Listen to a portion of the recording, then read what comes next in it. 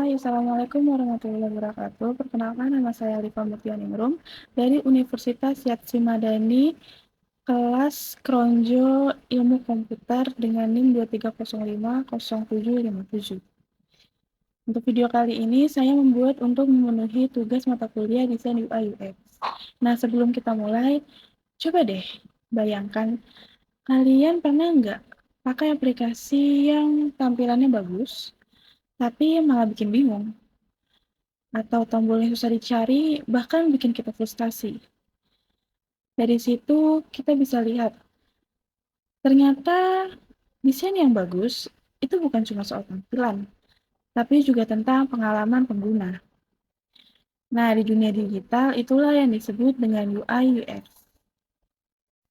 Jadi, teman-teman, UI atau User Interface adalah bagian dari aplikasi atau website yang bisa kita lihat dan klik seperti warna, tombol, ikon, dan layout. Sedangkan UX atau User Experience adalah pengalaman keseluruhan yang dirasakan pengguna saat menggunakan aplikasi itu. UI UX saling berhubungan. Bayangkan seperti ini. Kalau UI itu wajah dari produk digital, maka UX adalah bagaimana perasaan orang saat berinteraksi dengan wajah itu. Nah, dalam dunia desain UI UX, ada proses penting yang sering digunakan yaitu design thinking. Metode ini membantu kita memahami pengguna dan pencipta solusi yang tepat yang benar-benar dibutuhkan. Ada 5 tahapan dari design thinking. Yuk kita bahas satu persatu dengan santai. Yang pertama yaitu empathies atau memahami pengguna. Di tahap ini kita berusaha memahami apa yang benar-benar dibutuhkan oleh pengguna, bisa dengan melakukan wawancara, observasi, dan survei. Misalnya kalau kita mau bikin aplikasi mengingat minum, kita perlu tahu dulu kenapa orang sering lupa minum, apa yang mereka butuhkan dari aplikasinya. Yang kedua yaitu define, atau menentukan masalah utama. Setelah data terkumpul, kita analisis dan simpulkan inti masalahnya. Tujuannya supaya desain yang kita buat bisa benar-benar menjawab kebutuhan pengguna, bukan cuma kelihatan keren aja.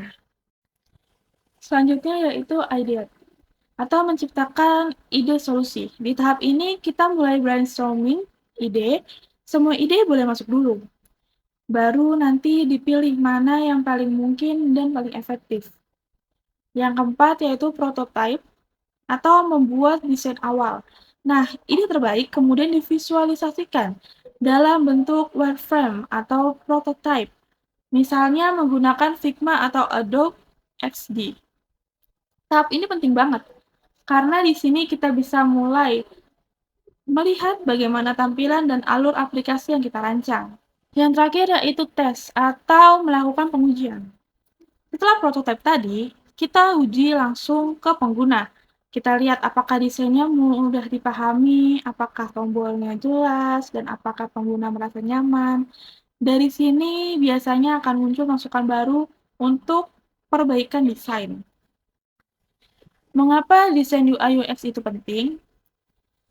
Di zaman sekarang, pengguna nggak cuma pakai aplikasi yang berfungsi, tapi juga yang nyaman, cepat, dan enak dilihat.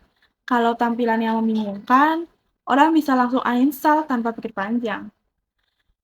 Dengan desain UI UX yang baik, kita bisa meningkatkan kepuasan pengguna, membuat aplikasi lebih efisien dan mudah digunakan, dan yang paling penting meningkatkan loyalitas pengguna terhadap produk kita. Jadi bisa dibilang UI UX adalah jembatan antara teknologi dan manusia. Untuk kesimpulannya, dari pembahasan ini, bisa kita simpulkan bahwa UI UX bukan sekedar estetika visual, tapi tentang bagaimana membuat pengguna nyaman dan terbantu saat menggunakan produk digital. Sebagai desainer, tugas kita bukan hanya menciptakan tampilan yang menarik, tapi juga membangun pengalaman yang berkesan dan bermakna. Karena pada akhirnya, Desain yang baik adalah desain yang mudah digunakan dan disukai oleh pengguna. Terima kasih sudah menonton video ini sampai akhir. Semoga penjelasan tentang desain UI UX bisa menambah wawasan teman-teman, terutama yang tertarik di dunia desain digital. Jangan lupa untuk like, komen, dan subscribe biar nggak ketinggalan konten edukatif berikutnya. Sampai jumpa di video selanjutnya. Wassalamualaikum warahmatullahi wabarakatuh.